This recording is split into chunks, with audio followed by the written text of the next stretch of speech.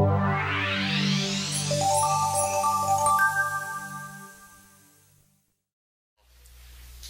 is clearly a complicated story here that involves economic privation and grievance on the one hand, complicated by racial and cultural and gender factors on the other hand, in which Trump and his ilk have used race, gender, culture, identity to trump concerns about the way working class people are being harmed on the basis of class. And I would say it's a rather similar story with some different particulars across the Atlantic.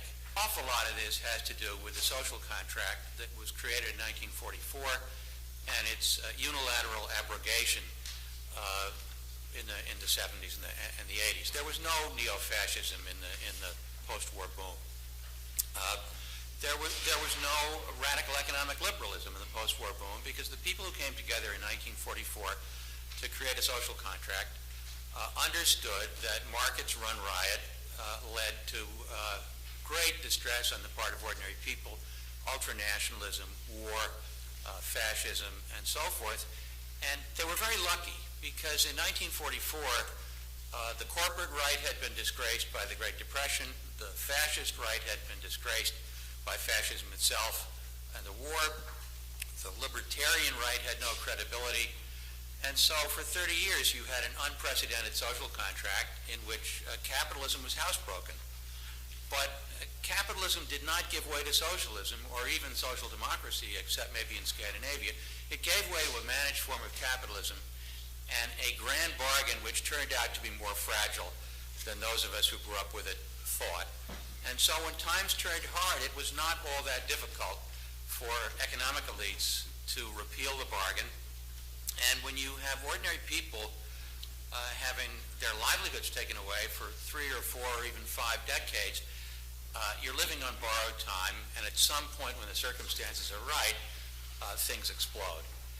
And just one stylized fact, the fact that it was easier for the Democrats to move left on issues of identity and transgender rights, and you know the whole basket, than to confront Wall Street, speaks volumes about the kind of power shift that has occurred and the failure of center-left parties just about everywhere to fight that fight. The story of the 1944 bargain and its abrogation is a story of the fact that there's more than one form of globalization. This is not about pro-globalization or anti-globalization, but the social contract that was launched in 1944 served regular people.